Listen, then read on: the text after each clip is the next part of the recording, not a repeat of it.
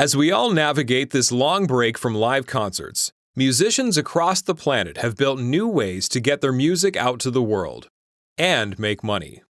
One of the most popular options out there for performers is live streaming through platforms like Facebook, Instagram, and Twitch. Regardless of the platform, live streaming is currently the safest alternative to in-person concerts, and several performers in town have caught on to its potential. This is Kingston Live, and today we're joined by two performers who have embraced the live stream lifestyle. Ted Evans has been playing a daily live stream under the moniker Shook Planet since New Year's, with the ultimate goal of playing 66 days in a row. We're also joined by Ricky Brant, the multi-instrumentalist and funk fanatic behind KaKaow, who has been actively streaming for the last 3 years, and since COVID has been performing entire KaKaow sets on Facebook Live.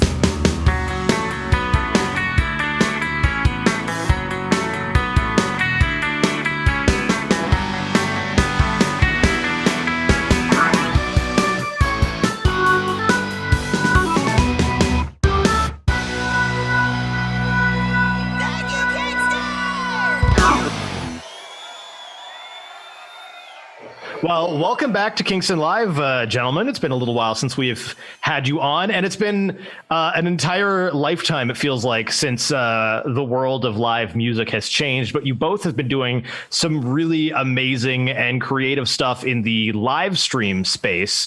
I don't even know how to start this, how to get into this, but I think my first question is, when people hear now that SOCAN is helping reimburse artists for their live stream performances, I'm sure it's more in depth. There's more steps to it than the average person here is like, oh, great, they did, this video with X many views. Now they're getting money for it. I'm sure there's more steps to it than that. So how is that operating? How's that working for you guys?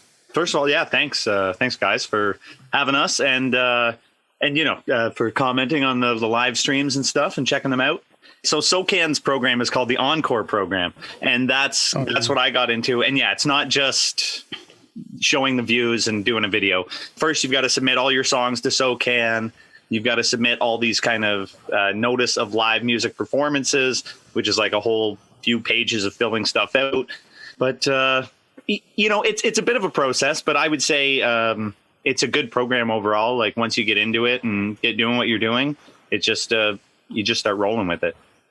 Yeah, totally. I mean, from the streams I've been doing, I've been streaming since last year, even before it kind of started. And then when it all kind of came around at March, April, May of last year, I realized how much we could actually be making off of these streams. So I started booking all of my, like Ted said, all my music into SOCAN, registering it on my catalog there.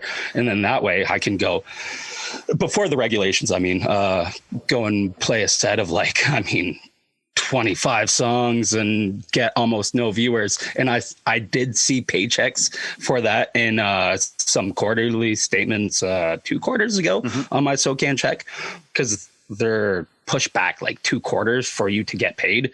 So I'll finally be seeing all the revenue stream coming from the current streams that I've been doing through Facebook and whatnot, and that coming in February. So that's really cool, and it's really cool what they've been doing. And like with what Ted said, it's pretty rigorous, but it's really doable. I mean, you just have to make sure that what you're doing is legit and in the confines of what they have, and they'll pay you good money for the songs. It's like I got one statement I got $61 for one 5-minute song. I was like, what is that? I'm not going to be going back to live music. Yeah. No, I wish I could go back to live music though, but it ends March 7th. I'm hoping they continue something similar. Yeah. I know it's going to be way different or non-existent, because I think they're doing this based on a grant they got. And they were like, well, let's put it into the musicians that are out there doing stuff. Yeah, I mean, that's what we've been doing. It goes till March 7th. And I'm going to go every day live until then. It's really exciting to see not only the number of artists who are embracing such a weird circumstance, what would ordinarily be kind of viewed as a really awful circumstance to be in, and it is. Right. But so many artists being able to embrace this and make something that still can benefit them and still can support them in some financial way. And really cool to see an organization like SOCAN jumping on board. And Absolutely. You can kind of see like other platforms have done similar things, but they're all, like big tech. Like you can do it on Twitch, owned by Amazon, or on Facebook, owned by Mark Zuckerberg and all that. But it's cool to see something that's not like a giant tech company like SOCAN seeing the opportunity here and being able to support and drive this space of music performance. Yeah, it drives it big time. I think, I know I wouldn't be doing this many streams if it weren't for SOCAN's program. And that had to be within their conversations of, do we do this program? Well, yeah, it's probably going to push artists and maybe give viewers something extra to watch, just more stuff to check out during this unprecedented time.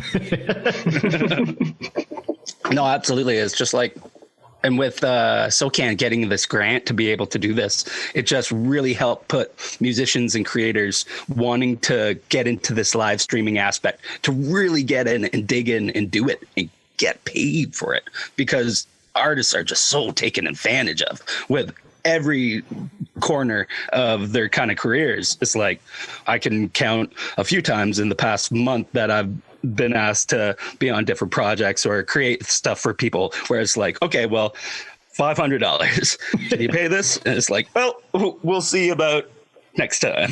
Kind of. Yeah. It's like, well, that, and then with the lack of funds from any gigs anybody's actually getting, right? I mean, it just helps so much. And then, I mean, all you got to do is have your ducks in a row, right? And then it inspires people to get on their game even more so, create more and create more content, create better content too, right? With what Ted's doing every day, like having to have that much content and have it be fresh and new. You always got to be like working on honing your craft super much for that too, right? Mm-hmm. Mm-hmm. So you're keeping really busy.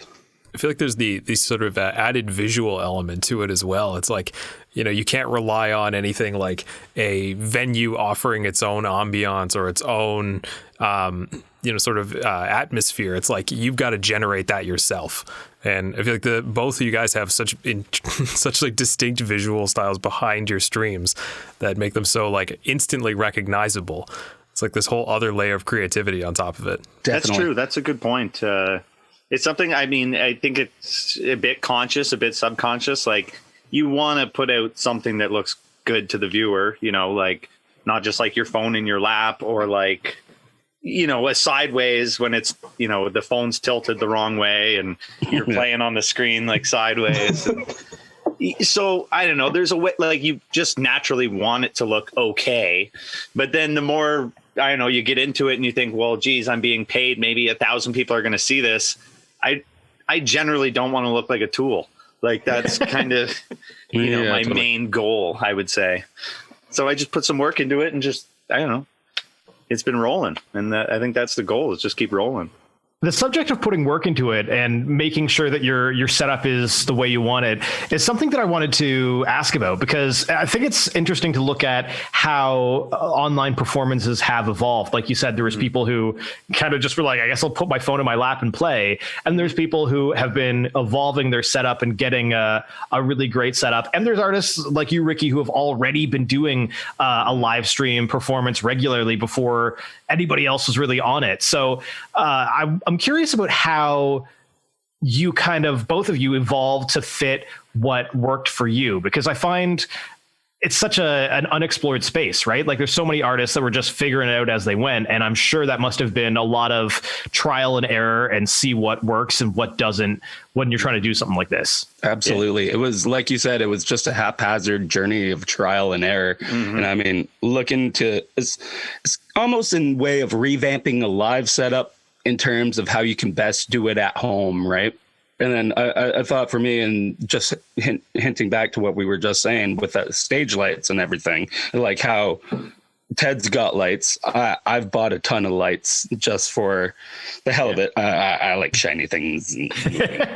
Your stream is like insanely well lit. Yeah, I love your streams, Rick. It's lit AF. But yeah, I think just going into the mode of having to create and prepare like what you want your setup. I mean, my setup's changed and it's always going to change. I love Ted's setup and the fact that he has the Moog theremin there. That's ballin'. Yeah, I love the theremin. Yeah, that was something I had borrowed one from Joe's Mill, and I also work at Joe's Mill, and someone came in and was like, "Do you guys have a theremin?" And I was like, "It's at my house. I'll have it in next week." And they were on the wait list, so I brought it back because I probably shouldn't have it if I'm an employee there. And then I just cracked and I went down to Long and McQuaid and just bought the one they had there. And I was like, I'm bringing it home and I'm doing streams with the theremin. I like that you said the one that they had there, because that was going to be my follow-up question. It's not like every kid's electric guitar they get on their 13th birthday. Not a lot of people out there are rocking a theremin. No, it's What true. is this? The 1930s? Yeah, exactly. Trying to do like a violin concerto kind of like cover of the first song that I learned was "Smoke on the Water." Not actually. But yeah, This is my sci-fi rendition of "Smoke on the Water." It's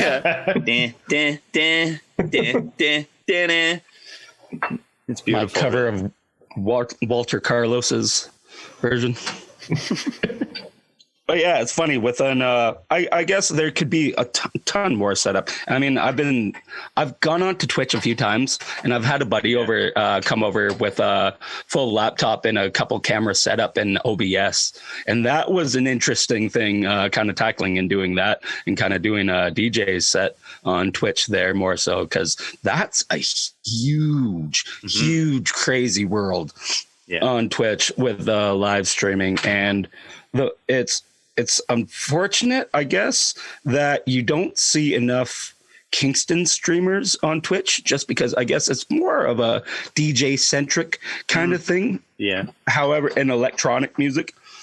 I was going to ask about something similar to that, because I feel like live streaming is so different by genre. There's lots of people who are trying to do the, how Justin Bieber got big, the singer-songwriter acoustic guitar just in front of a camera.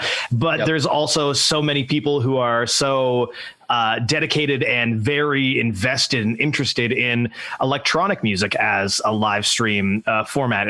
Some formats, some genres seem to translate seemingly better, or pick up better as a live stream performance. Have you guys experienced that yourselves? Yeah, I've noticed, like talking about Twitch and other streams and other genres, I stream through a thing called Restream, which lets me broadcast to a bunch of different sites all at the same time. So I'm usually doing about 8 different services at a time, like Facebook, YouTube, Mixcloud, Twitch. Oh, yeah, multiple platforms. And Ricky, definitely check out Mixcloud. That's another good one for... Yeah, I've been thinking about that lately. And you see that throughout the different platforms, what's more popular on each one. Like you said, Twitch is a lot of DJs. I've joined a lot of Facebook groups that are DJs, like live DJ groups. And I would say like every single day there's a new post is like, how do we stream our DJ set on Facebook and not get it muted? Because they're all like using like DJing, actual songs, like copyrighted songs. They're spinning discs and stuff like that. So they're constantly getting their stuff muted, and obviously a way around that is playing your own stuff. But if you're DJing, just straight up like DJing songs, I don't know. I guess it's tough, but you run into all these different things, these different genres, what's more popular. And I've been trying to play that line, like kind of like a little bit of the DJing thing. I'm not technically DJing anything really. I've got my loop station and a few instruments. And so I'm kind of, trying to play that fine line of like the different genres versus the different platforms. And it's cool to see the different, engagement you get throughout the different platforms and stuff. Have you been finding like there's a sort of noticeable difference in the way, in the type of engagement you get from platform to platform? Like, do you have like a different sort of reception on Twitch that you would on like Facebook, for example?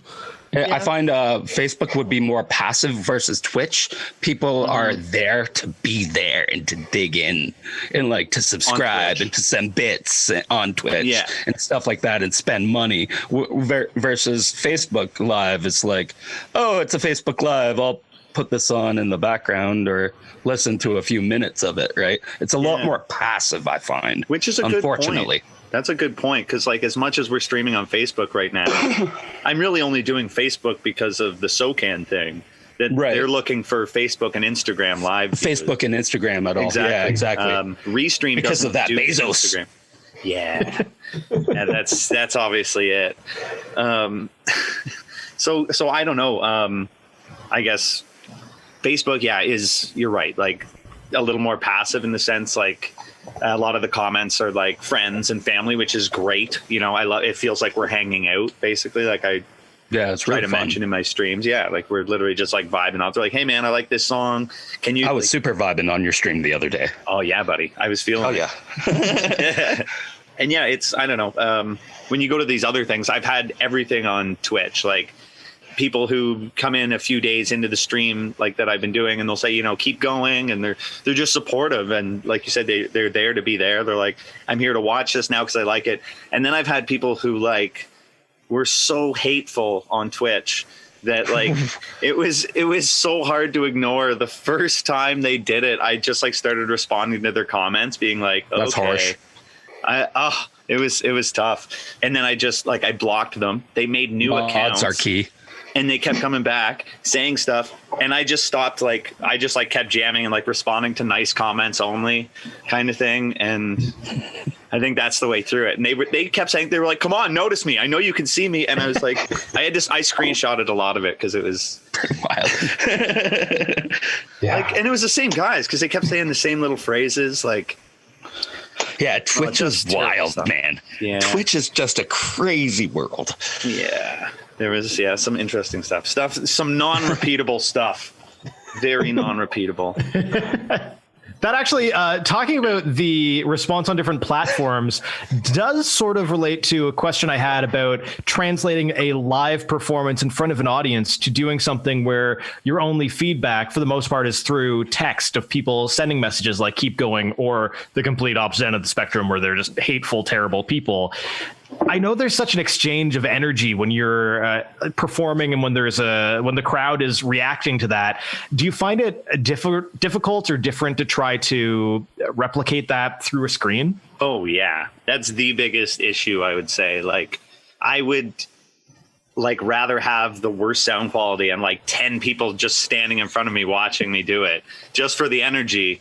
But like you do have those moments where you're like, I have lighting that's like right there. So when I go upstairs, I just see blue dots for like hours. Like it's so it kind of feels the same in that way. Like sometimes when you're on stage, all you get is the lights in the face. But the energy is totally, it's hard to say because it's totally gone. It's totally different, but you do feel it from the comments. Cause I picture in my head, like sometimes I'll see, videos or streams and like, it's so easy just to go in and comment and be like, nice, like you're rocking it. And it's so much easier to just not like to just scroll past it. So like the people who come in and say that, it keeps you going. You can really feel that they're there and that helps. For sure. I find for myself, I always think of it as a gig. I always get butterflies before a gig. And I've been performing 15 whatever years, right? And I just always think of it as that because when I go to stream, I always shut off from trying to look at my phone and look at any comments because it will super distract me from the music I'm playing because I just need to keep my own energy up.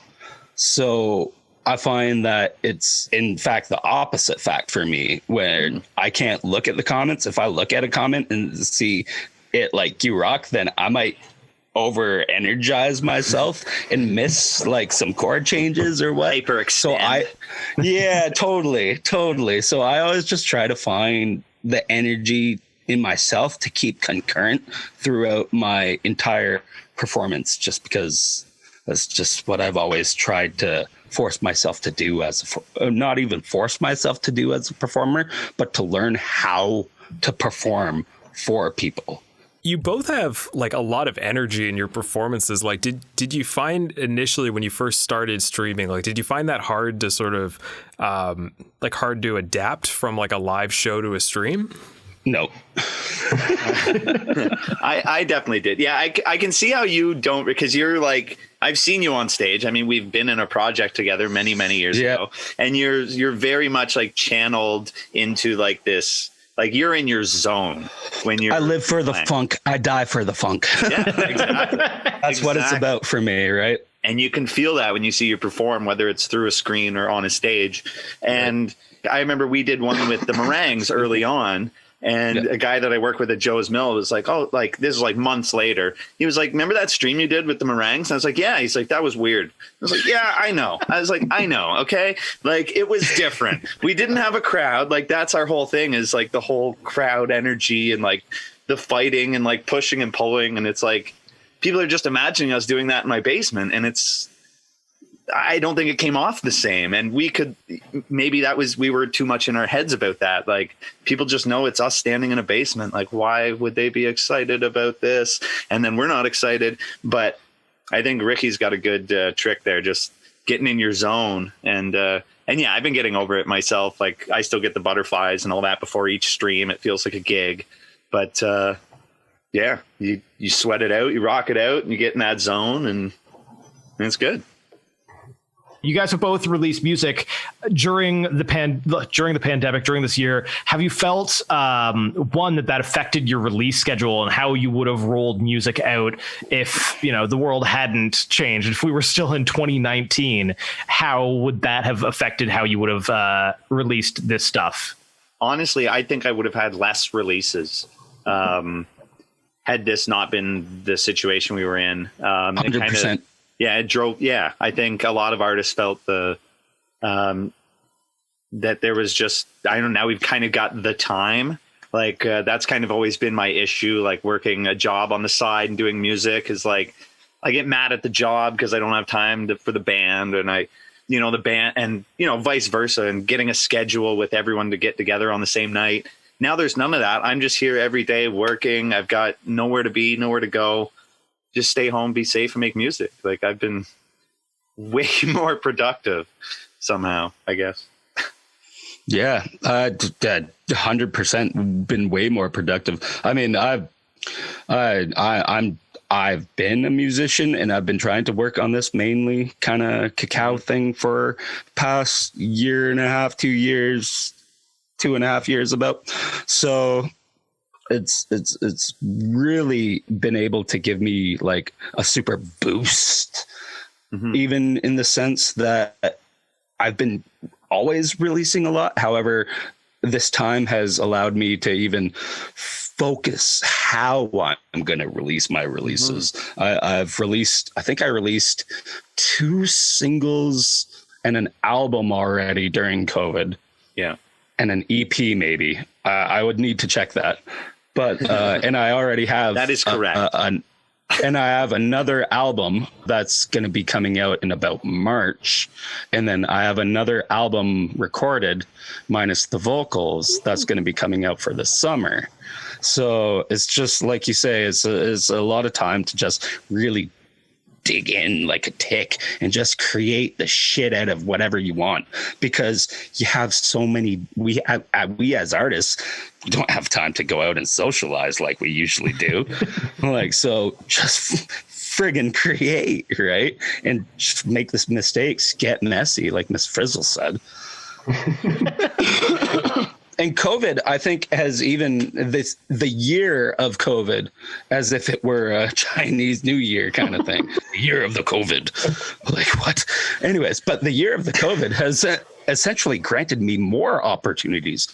I found myself even playing at the Bader, doing a live stream from there at Electric Circuits Festival, which actually happened. Managed to. And then with the release thing, I guess is just given a lot more ability to tool that. Like with Ted's release with Keaton and Scape there. Yeah, with Keaton and Scape. How could I forget Scape? Scape's my boy. Right? Yeah, but with Keaton and Scape, like that Picture Perfect track, like you guys have been doing so much and getting your singles out onto Spotify, and like the way we can tune our releases, make sure the graphics are good, make sure everything is in line. We don't have so much more distractions of a social life. per se to be able to get in the way of actually managing the musical career.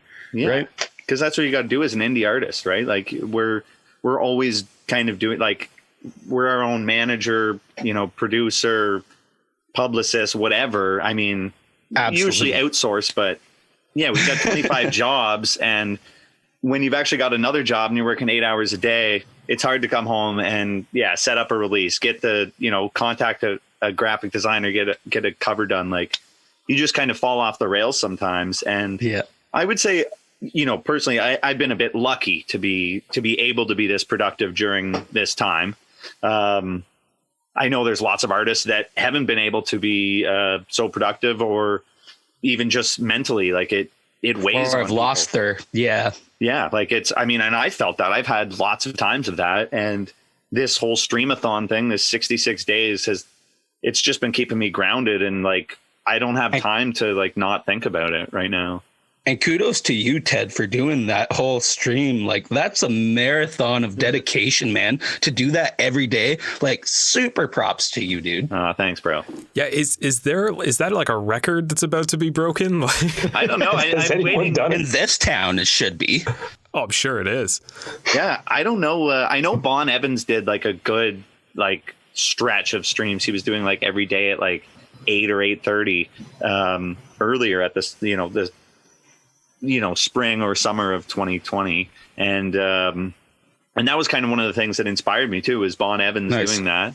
No relation. I always call him Brother Bon, but we are not brothers. But it was cool to see him do that. And he was, at that time, SOCAN had their encore program going, but it was very different at that time. It was December 1st, 2020 that they changed it. Right. So you could show 1,000 total views within 90 days of posting, whereas they had started it, you needed to show 100 simultaneous viewers, at the time that you were streaming, which is hard to screenshot while you're streaming. Like if you get if it bounces up to 100 and you like stop the song and like screenshot and like jump back, you lose one viewer. You wouldn't know what to do.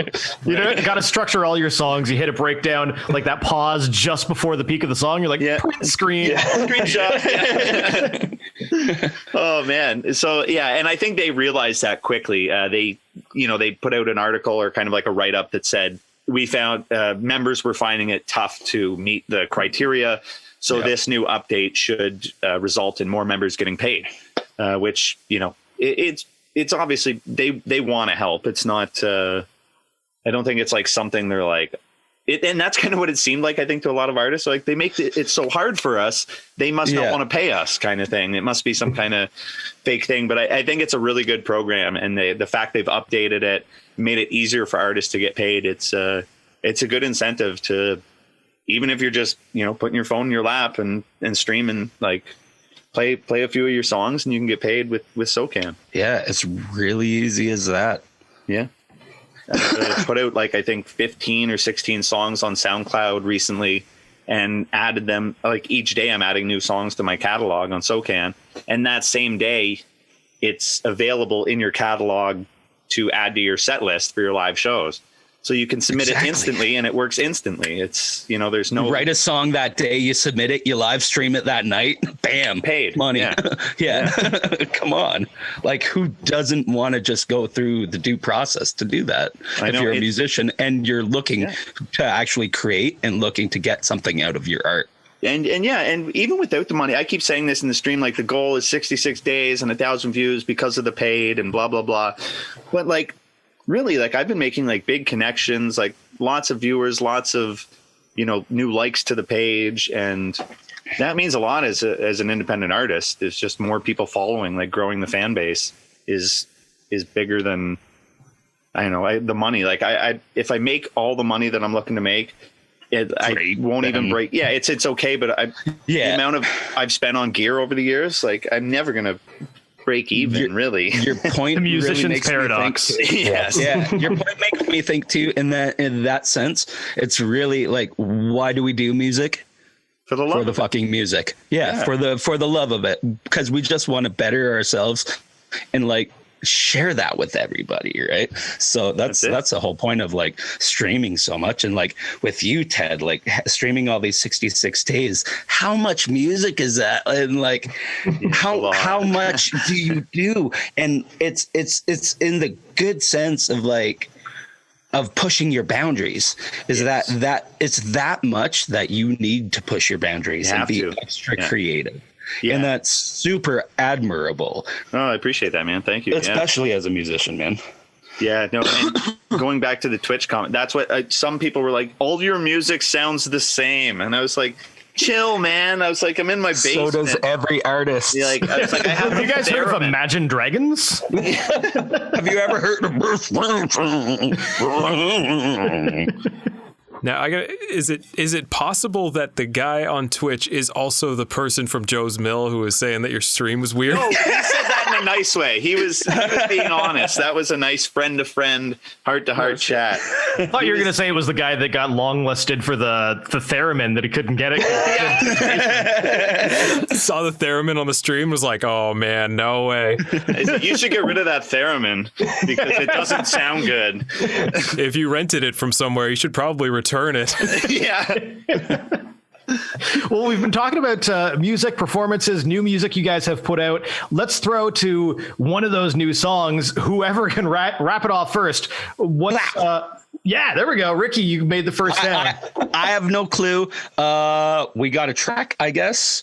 Is this KaKaow? We got some KaKaow or something?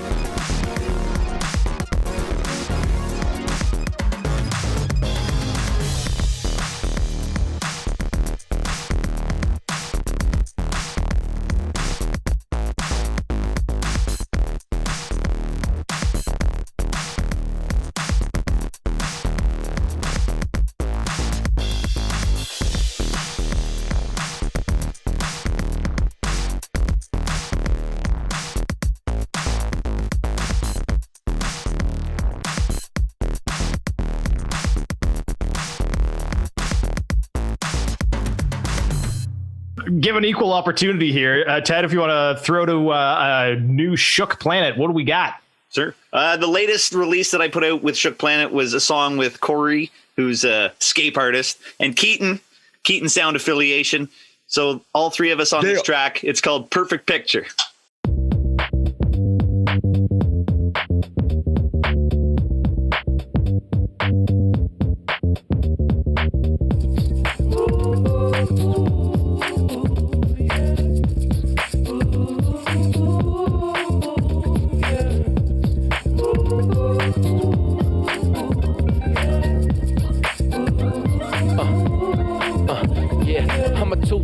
Dress a real go, get a real coat, nigga the heartbreak when I study yo figure, but I can't figure just how to get with you and bury my split up, bury my pride. I won't do either cause I'm too fly. My life propellers I'm up in livers, I gave them shivers, but you got me. It feels like with a little lady.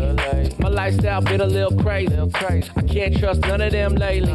Cautious, wonder where you trying to take me. And you singing along like Aruba, Jamaica, how I'm coming from the start, and where I wanna take it isn't coming from the heart. Maybe you sweet cause you really are top, but we getting baked together, got my light to feel the spark. Come on. This perfect picture I want. What you want, baby? Tell me what you want. You and now you're walking on. We can walk along, we can't walk it home. The perfect image to me. Hey. But it's you and me together, you see.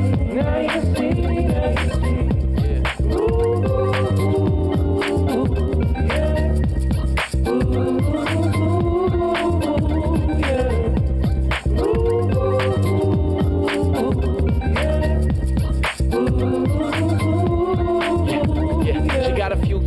Like a new phone. She had a few dudes, I had a few songs. She's in a few news, I never took one unless I took one from the one it's sent from. Yet I've been gone, they say it's been done. But baby, romance, not always grin some. You gotta win some before the game gets over. And I never been the type despite the cold shoulder, but I have been the type despite my face over too long. Till I told myself it's all over. King Kong tryna hop on jets, get knocked over. For the respect, I will watch it all get washed over. And I do not panic, assume it's going wrong. And I don't even think the shit is coming from the soul. I took a love for granted back when I was on a roll, but now I'm on a comment, tell my girl I'm coming home. Come on. This perfect picture I want. What you want, baby? Tell me what you want. You and now you're walking on. We can walk along, we can't walk it home. The perfect image to me. Hey. Well, it's you and me together, you see. Now you see, now you see. This perfect picture I want. Well, it's you and now you're walking on.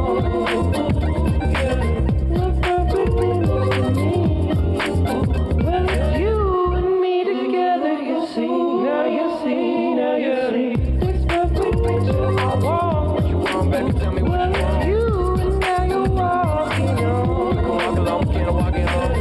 The perfect image to me. Hey. Well, it's you and me together, you see. Now you see, now you see. This perfect picture I want. Well, it's you and now you're walking on. Yeah. The perfect image to me. Well, it's you and me together, you see. Now you see, now you see. Thank you for listening to Kingston Live. Be sure to subscribe and follow us on Instagram and Facebook. For more great Kingston music, check out the Kingston Live playlist on Spotify. You can also hear our sister show, Kingston Live On Air, on Amherst Island Radio. Go to cjai.ca for details. This is the most absurd, weird thought I've had about live streaming as it's grown, but I'm always excited to see innovation in music in any way, in the way artists are pushing themselves in different directions, which I think we've got in spades here and we've been talking so much about. And I'm really curious from a gear side, do you guys think that this is going to create like a whole new segment of like crossover between like live streaming gear? You always hear about like Twitch artists getting their, different controls for OBS and stuff like that, and musician type gear, like a foot switch for switching cameras or something, or different distortions on your performance or whatever through the visual aspect. I feel like that's a side that no one's really serving yet of this emerging live stream corner of music. Well, before we broadcast this, Is anyone an app developer? Because we can take advantage of that real quick. I would suggest, on that note, watching people like the Funk Hunters and Sticky Buds on Twitch. They got some wild video, wild sound, wild creation, wild sets, and just amazing things they do with the video control and the music. It's really insane what some people are getting to out there, because like exactly what with what you're saying, the gear and the apps are crazy. So I was on this artist called Sticky Buds. He's a great DJ from Calgary, crazy bass music. He is now getting like an online virtual dance floor where he's running a program simultaneous with OBS and Twitch, where you can load avatars by writing commands into Twitch, and it'll load an avatar up on a digital dance floor on the stage in the video, and you can put commands to control their dance moves and the tempos. So stuff is getting really crazy out there. I highly suggest my man Sticky Buds. I'm a subscriber to his Patreon and everything, and at a producer level, so I get a lot of production music tips from him. Cool. And he's just on the cutting edge of the streaming kind of thing. I highly suggest y'all check him out. Now, could we spot the Ricky avatar in the stream? Probably. It would be under KaKaow Official. All right. So I'm usually always on the Sticky Bud stream. Wednesdays at 9. That's really. I think stuff like that. Exactly. You're right. That's going to set like an industry standard. People doing stuff like that is going to. Yeah, there's going to be more equipment and over like screen overlays that are more geared towards musicians rather, like how gamers have, their comments here and how many subscribers. You might have something where, I don't know, but it's a little more geared to the musician, or it has their own logo. I try to throw my own logo in the corner and a little write up down in the corner as well when I'm live. And and that's just through something like Restream. And it just has those things you can overlay images. But yeah, if there was something a little more geared to musicians, whether it's a software or like an app or something like that, where users can patch in and either add something more open source. Yeah, that's really cool. So when this eventually passes and shows start coming up again, where do you kind of see the future of music streaming going? I think it'll still be there, a little bit lesser capacity, but 100% still there, because people will be demanding it, because it'll be a new norm of what people find that they're seeking in their lives. It's a new routine. People are used to seeing their streams at there's certain times on their schedule or whenever. So they're going to want to go see that. They're going to still keep doing that, but they're also going to go out to shows still. I think streaming is just going to come down a little bit because people will want to go out more, but it'll still be intact.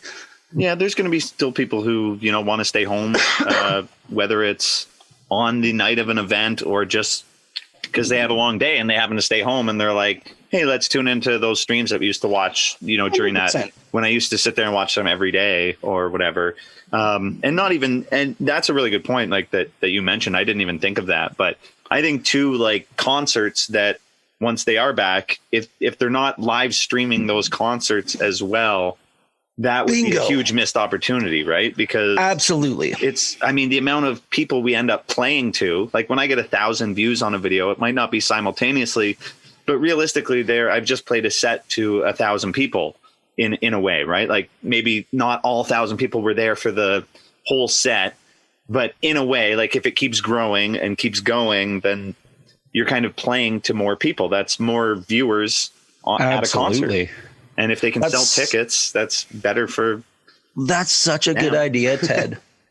That's such a good idea, especially like within the integration of live streaming setup within bars, knowing that they have their own control system as they would have a sound guy. They'll have a streaming guy kind of there, or like an all-in-one guy who just knows it all, right? And then be able to do that. And then if you're at home, you can watch the show from the bar if you're not going out, why not? right? Yeah. I went to a drive-in concert. I saw July Talk, a drive-in concert. Awesome. And they streamed that as well. So you could buy a ticket to see the streamed event, or you could be there in your car. That's very cool. That was early on in these unprecedented times. And, I'd take a drink, but I'm empty. Yeah, so am I. I'll take another. Thanks, Rick. But that was early on. And I think it kind of showed, like, they had different because we were at a drive-in. So first of all, they've got the screen so you can see the band, and you can also see these multi-camera streams that are happening on the screens. And that's also what they're streaming live online. So it's a thing. Why wouldn't you just have like a couple extra cameras there in front of the stage, moving around, getting cool angles, and stream it live? The technology's there. It's been building up. If anything, it's going to get better because of the demand and it's going to get into a state where it's like Ronco and you just set it and forget it. I love the Ronco shout out. Push a button. Oh, those were my favorite infomercials. But yeah, like what Ted's saying is just, the integration there of the streams with everything like that. If you're seeing that and paying for a ticket there, pay for a ticket here or online, why not? And that's better promotion for the venues and for the bands too, right? And then if you have that digital sense with the connectivity of an online stream, even when the concert is still going on, you can have like different like optional cool things going on, like offers, text in to wins, kind of cool things, right? And just really branch out. Sky's the limit there. I think the point about venues is really, really a great one, because there's so many great venues in cities I've never been to that are just like, they're my like favorite venues that I've never been to, like the Commodore Ballroom in like Vancouver, or the Knitting Factory in New York City. Like, I've never been to these places. And also I might've got the cities wrong on both those places. I don't know. I'm really bad at geography. Or Cafe Wah, like where Jimi Hendrix used to play. Yeah. New York City, like little places like that, right? They set up a stream, you find this. It's kind of like a tune in of radio stations. Exactly. Something like that, right? Set up for bars. Yeah. And just think of all the great venues we have here in Kingston, like the Mansion, and like everybody loves the Toucan. And there's so many people. Blue Martini. And, I love Blue Martini for shows. And there's so many people who haven't, even in Kingston. I know so many people who I'll mention how great a show at Blue Martini is, and they'll go, they do shows there? And if they could see an example of how great that setup is on live stream, I think that would benefit everybody, both being able to check it out online, and then those people will be like, well, I got to get out there. I got to check that out now. Exactly. That's a really good point, is that it's going to, if shows are open and people can check it out online, it's going to entice them to at least go out. It's just another, it's another way for people to view and to want to actually go to the venue. Be like, that looks cool. That looks like a cool place. Well, it's like this whole year, there's been this whole new infrastructure built up, and it's like you've got artists that are also like learning new skills of like making their own shows, and even probably video production for a lot of people. So it's like, it makes sense that it should kind of keep going in some capacity, because it's like, we didn't have this stuff before, or we did, but people weren't really taking advantage of it. And it's like, now's the time. Like, it's happening. Yeah, it's been like, there's a sense of normalcy to it now. Like, it was weird, and like Ricky said, people are going to be used to it at some point, and kind of already are. And when shows are back, they're going to be like, you know what? If it's viewable from home, I feel like sitting at home in my boxers tonight, and I'm going to watch that concert. Like, that as well. It's like online dating. Like when we were in high school, if you went on Plenty of Fish, people are like, you're a fucking weirdo. But now it's like, now it's like anytime someone's single, they're like, well, just broke up, got to get Tinder immediately. I do remember that time of like, or Grindr for your persuasion. That is very true. Leave people out.